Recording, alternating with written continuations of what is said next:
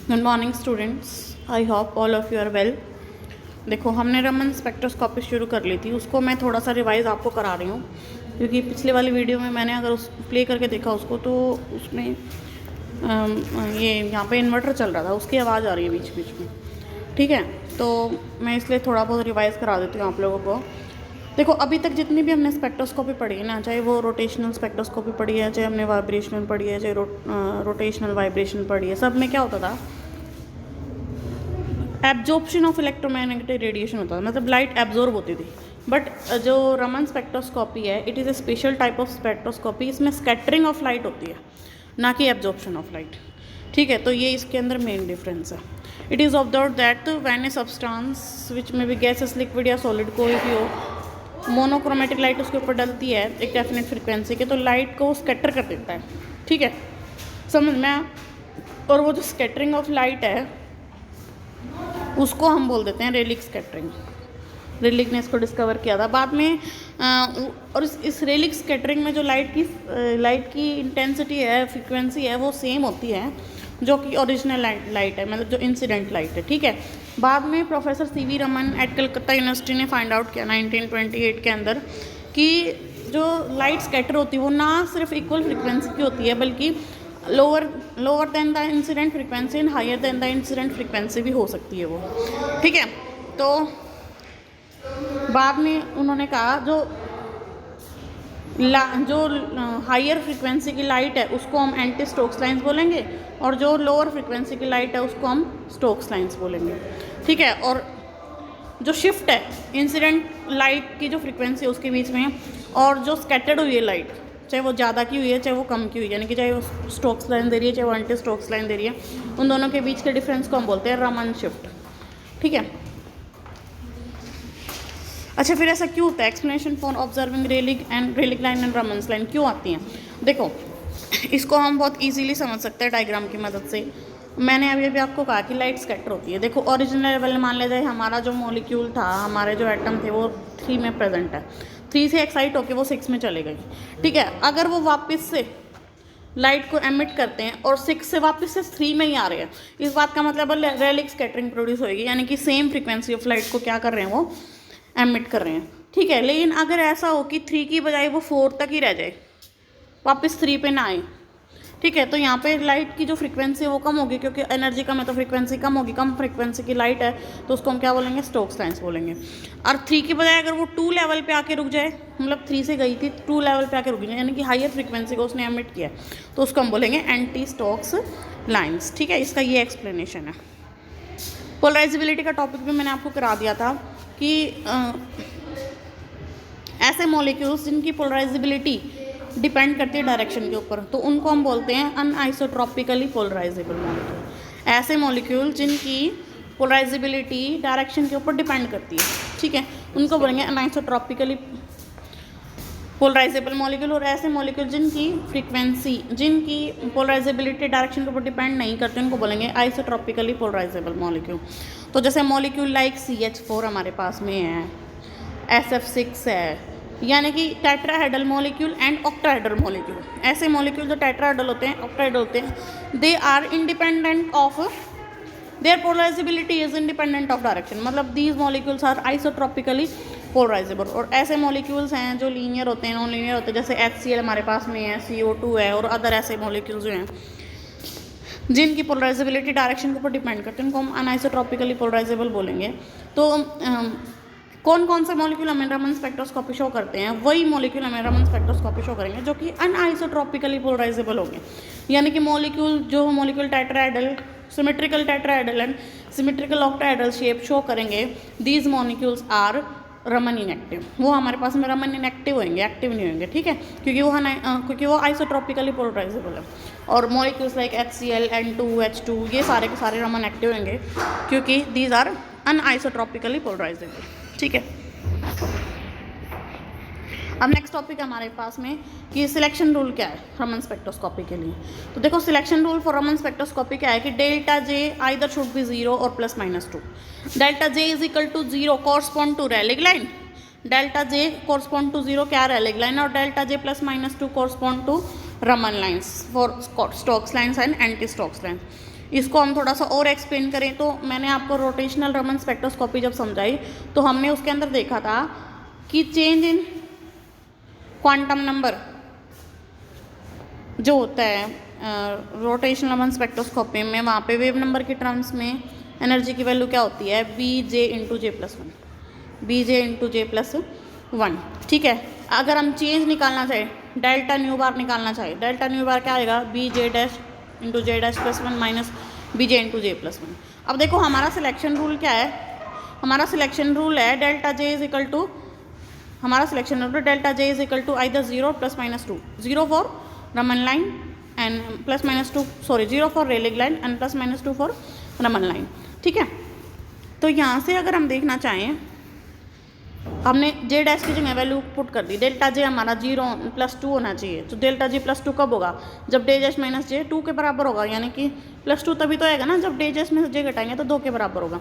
तो यहाँ से हमने जे डैश की वैल्यू निकाल ली, वो कितनी आ गई, जे को हम उधर ले गए, जे प्लस 2 आ गई, इसको हमने ऊपर वाले इक्वेशन में पुट किया, जे डैश की जगह हमने पुट कर दिया जे प्लस 2, तो जे प्लस 2 इंटू जे प्लस 3 हो गया minus B J into J plus 2। इसको सोल्व आउट करोगे तो हमारे पास में वैल्यू क्या आ जाएगी, देखो ये हमारे पास में हो जाएगा बी जे स्क्वायर प्लस में बी 5j प्लस में 6 माइनस, इसको हमने सोल्व आउट किया, ये हो जाएगा बी जे स्क्वायर माइनस में बी जे। सिंपल मैथ्स है, सिंपल मैथ्स है, टू इक्वेशन है, इसको अंदर करेंगे, बी जे स्क्वायर से बी जे स्क्वायर कैंसिल हो जाएगा, 5 जे ये है और बी जे ये है, तो एक माइनस करेंगे कितना बचेगा, 4 बी जे और प्लस 6 है, तो हमने इसमें से बी कॉमन निकाल लिया। बी कॉमन निकालने के बाद हमारे पास जो वैल्यू आई वो कितनी आ गई, वो हमारे पास में वैल्यू आ गई बी 5 में से एक गैप से लगा था 4j प्लस 6 आ गई। ठीक है, तो जे की वैल्यू हमारी कहाँ से कहाँ तक हो सकती है, 0 1 2 3 कहीं तक भी हो सकती है।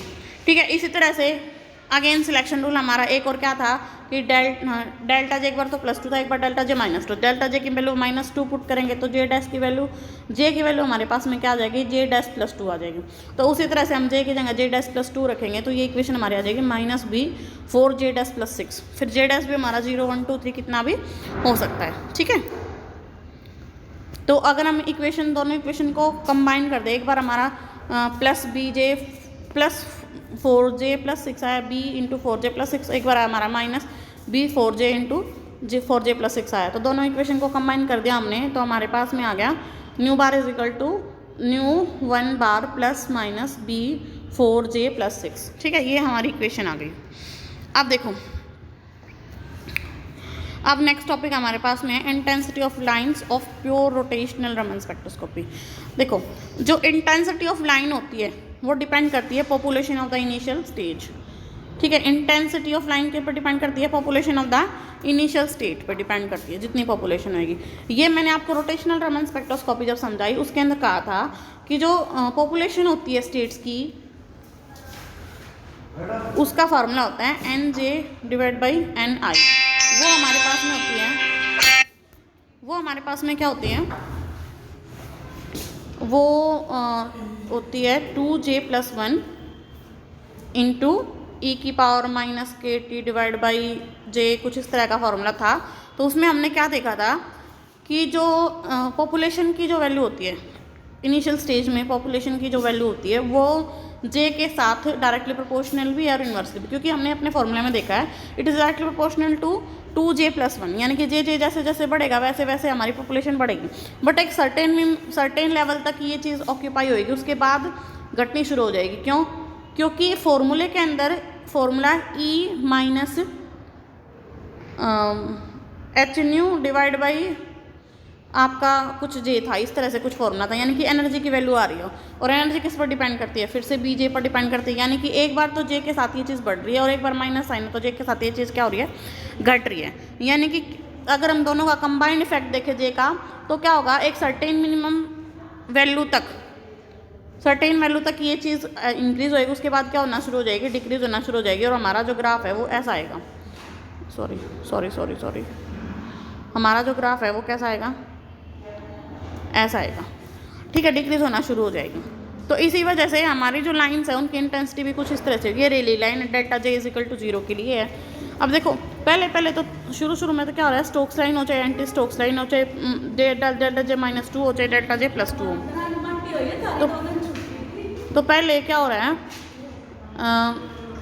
ये जो लाइन्स है उनकी इंटेंसिटी धीरे धीरे इंक्रीज़ हो रही है। देखो इंटेंसिटी ये फिर बढ़ती गई, उसके बाद फिर घटना शुरू हुई। क्यों? क्योंकि ग्राफ मैंने अभी आपको समझाया। तो इस तरह से आपका ग्राफ आएगा। ये जो लेफ़्ट वाली हैं जिनके लिए एनर्जी कम रिलीज़ हुई, कम एनर्जी की लाइट रिलीज़ हुई है, कम फ्रीक्वेंसी की लाइट रिलीज़ हुई, उनको हम स्टोक्स लाइन बोलेंगे। जिनके लिए डेल्टा जे प्लस 2 उनको हम एंटी स्टोक्स लाइन बोलेंगे। अच्छा, ये 6b 4b क्या लिखा हुआ है, ये तो आपको इजीली समझ ही आ रहा होगा, क्योंकि अभी अभी हमने देखा था हमारा जो गैप आ रहा है वो कितना आ रहा है, b 4j प्लस 6। अगर j की वैल्यू हम 0 पुट करते हैं तो 6b आएगा सबसे पहले। तो 0 के लिए डेल्टा 0 से इधर उधर जो बार है हमारे, उनके लिए जो गैप है, एनर्जी गैप है, वो कितना है, 6b है। क्योंकि j को 0 पुट करोगे आप तो 6b बच जाएगा। अब j को 1 पुट करोगे, यहाँ आपने j को 1 पुट किया इस वाली इक्वेशन में, आपने j को 1 पुट किया, इस वाली इक्वेशन में आपने j को 1 पुट किया, 10 हो गया। तो 6 तो पहले था, बाकी कितना बच गया, 4 बच गया। तो इसलिए 4b, फिर अगला भी 4b, इस तरह से गैप आ गया। अब एप्लीकेशन क्या है रोटेशनल लेवल स्पेक्ट्रोस्कोपी की? देखो, अगर हमें रोटेशनल लेवल स्पेक्ट्रा अगर हमारे पास में है, तो हम क्या कर सकते हैं, स्पेसिंग बिटवीन द लाइन्स हमें पता लग सकती है। अगर हमें स्पेसिंग बिटवीन द लाइन्स पता है, लाइन्स के बीच का स्पेस हमें पता है कि कितना स्पेस है, हमें पता है कि अगर हमारी रैली लाइन है तो 6b स्पेस होगा, अगर हमारी रैली के अलावा स्टोक्स और एंटी स्टोक्स लाइन है तो 4b स्पेस होगा। अगर हमें लाइन्स के बीच का स्पेस पता है तो हम क्या फाइंड आउट कर सकते हैं, b की वैल्यू फाइंड आउट कर सकते हैं। और b की वैल्यू अगर हमें पता है तो हम moment of inertia find out कर सकते हैं, बॉन्ड लेंथ मॉलिक्यूल की पता लगा सकते हैं। तो ये हमारा बेनिफिट्स हो गए रोटेशनल लेवल स्पेक्ट्रोस्कोपी के। ठीक है, अब हमारे पास में है quantum theory for rotational vibration Raman spectroscopy of diatomic molecule. अब हमने रोटेशनल रमन तो पढ़ लिया, अब रोटेशनल वाइब्रेशनल रमन पढ़ेंगे। तो हमारे पास में रोटेशनल लेवल नहीं होंगे, वाइब्रेशन लेवल भी होंगे। अब हमें पता है कि एक वाइब्रेशन लेवल के अंदर नंबर ऑफ रोटेशन लेवल होते हैं। तो ये वाइब्रेशन लेवल v = 0 है, उसके अंदर रोटेशनल लेवल j 1 2 3 4 5 6 है। ये रोटेशनल लेवल हमारा v = 0 है, इसके लिए j की वैल्यू 1 2 3 4 5 6 है हमारे पास में। ठीक है, ये रही j की वैल्यू 1 2 3 4 5 6। इसी तरह से v = 1, रोटेशन लेवल हमारा v = 1 है, उसके लिए j की वैल्यू हमारे पास में डिफरेंट वैल्यूज़ हैं। अब हमें सिलेक्शन रूल का पता है, या तो j = 0 होगा, या सिलेक्शन रूल क्या होगा, j = 0 या j = -2 या j = +2। तो आप उसके हिसाब से क्यू ब्रांच आएगी। j = 0 के लिए उस ब्रांच को हम बोलेंगे क्यू ब्रांच। ठीक है, j = +2 के लिए हम बोलेंगे S ब्रांच, j = -2 के लिए हम बोलेंगे R ब्रांच। ठीक है, अब selection rules for various transition. अब देखो सिलेक्शन रूल क्या है, रोटेशनल वाइब्रेशनल रमन स्पेक्ट्रोस्कोपी के लिए क्या हो जाएगा, डेल्टा न्यू तो +-1 होना चाहिए और डेल्टा जी या तो 0 होना चाहिए या +-2 होना चाहिए। ठीक है, ये रोटेशन प्योर रोटेशनल के लिए, इसमें वाइब्रेशन को और इंक्लूड कर देंगे तो डेल्टा न्यू = +-1 और आ जाएगा हमारे पास में सिलेक्शन। और ये लाइन्स आ जाएंगे, देखो -2 है, यानी कि 2 से 0 पे जा रहा है, 1 से 3 से 1 पे जा रहा है, 4 से 2 पे जा रहा है। यहाँ डेल्टा j = +2 है तो 0 से 2 पे जाएगा। यहाँ 0 से +2 है तो देखो 0 से 2 तक गया है तो +2 आ गया ना, 1 से 3 तक। ठीक है, 2 से 4 तक गया है, इस तरह से। अब देखो हमारे पास में 3 ब्रांच आएंगी, Q branch for delta j = 0 for delta j। अब इसको सिंप्लीफाई रखने के लिए हमने सिर्फ है ना वाइब्रेशन लेवल 2 ही लिए हैं, डेल्टा न्यू = 0 लिया और डेल्टा न्यू = 1 लिया है। बाकी फर्दर हमने इसको कॉम्प्लेक्स करने के लिए, ताकि कॉम्प्लेक्स ना हो हमारा स्पेक्ट्रा, इस वजह से नहीं लिए हैं। ठीक है, ये इक्वेशन आ गई आपकी। ठीक है,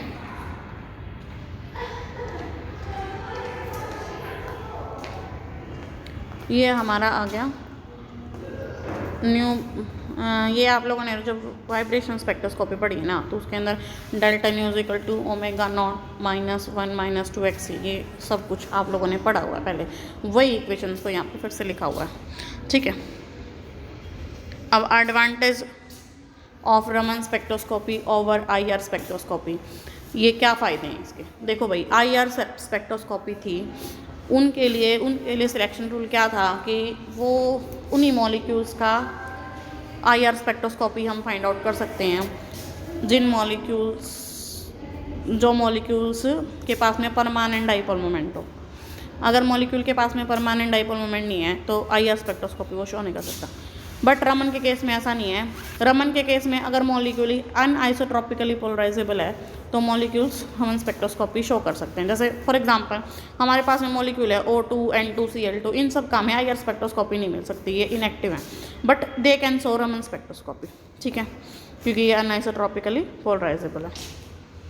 अच्छा, एक बात है, Raman spectroscopy can be obtained not only for gases but even also for liquid and solid. But IR spectroscopy हमें लिक्विड और सॉलिड के केस में मिलती है, लिक्विड और सॉलिड के केस में नहीं मिलती, सिर्फ गैसेस के केस में मिलती है। तो ये सब इसकी एडवांटेजेस हैं, ठीक है। एक्सपेरिमेंटल आप करना चाहो तो कर लो, वरना तो कोई ज़रूरत नहीं है एक्सपेरिमेंटल की। तो इसी के साथ आपकी रमन स्पेक्ट्रोस्कोपी ख़त्म होती है। नेक्स्ट क्लास में यानी कि कल हम करेंगे electronic spectroscopy. Okay, once again good morning class.